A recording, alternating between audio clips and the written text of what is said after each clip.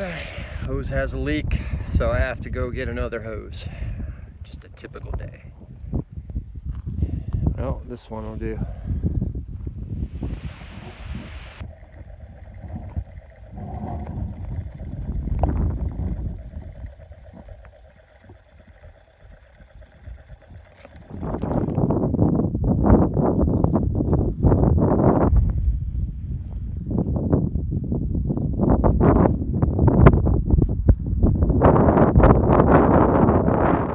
So while we wait for the water to fill up, I'm going to talk to y'all about the water situation for us and what our plans are for the future.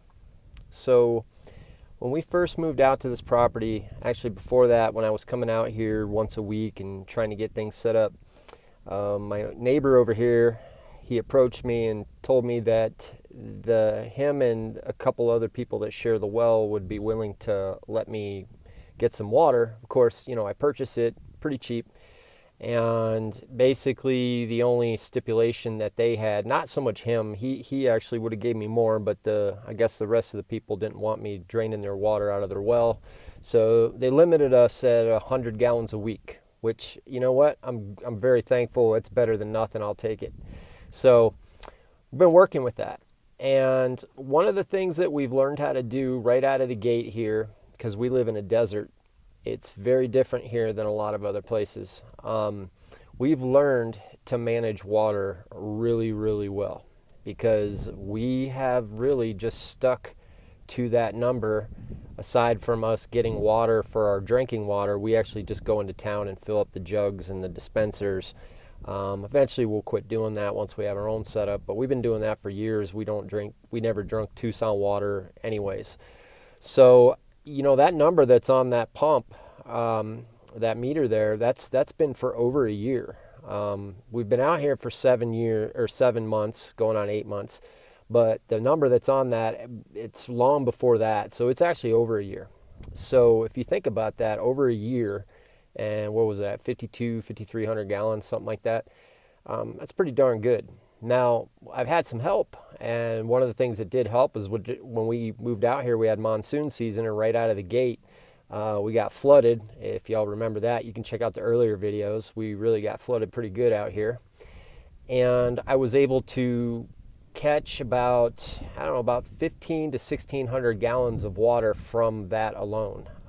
Basically saved it in all the barrels that I had brought out here. Initially, I came out here with about 1,400 gallon capacity of storage and filled all that up minus what I used for the water for the RV and stuff, and just was using that water to get by. So if you added another, let's just say 1,600 gallons to that 5,200, then that'll give you 6,800 gallons plus the water we buy. So we're surviving on less than 8,000 gallons a year if we go by that. But I will say there's a couple things that are happening here. Number one, my wife showers every day at the gym. She goes to the gym to work out, and she also she showers there because they have a facility. So she showers every day there. Of course, she would be doing that anyways because she works out when she goes into town. So my son and I shower in the RV. So we use very limited amount of water. We definitely time our showers, to 3 to 5 minutes max. So we try to stay at about 5-minute max. And if you do it, you can get it done. So it's been rough. I will say this, this isn't going to keep going this way because we don't want to keep living that way. I mean, we've learned to really conserve water, but now that we know how to conserve it and we understand how water affects our lives on a daily basis, we now have kind of laid out a plan of what we're going to be doing here. And the first thing I'm doing is I'm digging a hole in the ground, or going to pay someone to dig a hole in the ground. Then we're going to put in a pond liner in there, and then we're going to secure the perimeter, put a roof on it, and that's going to be our in-ground cistern. The reason I'm doing that as opposed to doing the above-ground plastic poly tanks is, number one, it's more economical. The good tarps, which we're going to get the good liners, they can last 20 to 30 years as long as you do everything correctly. So we're going to be doing that, and that's going to be our main storage. So you can get a lot more storage for your dollar doing it that way, but you got to make sure you do everything right with the hole that you put in the ground, and make sure that it's covered and you have good secure perimeter so nothing can get in there. So basically it's just like any cistern, but it's just going to be doing it a little bit differently. So that'll be fun for you all to watch and see how it works.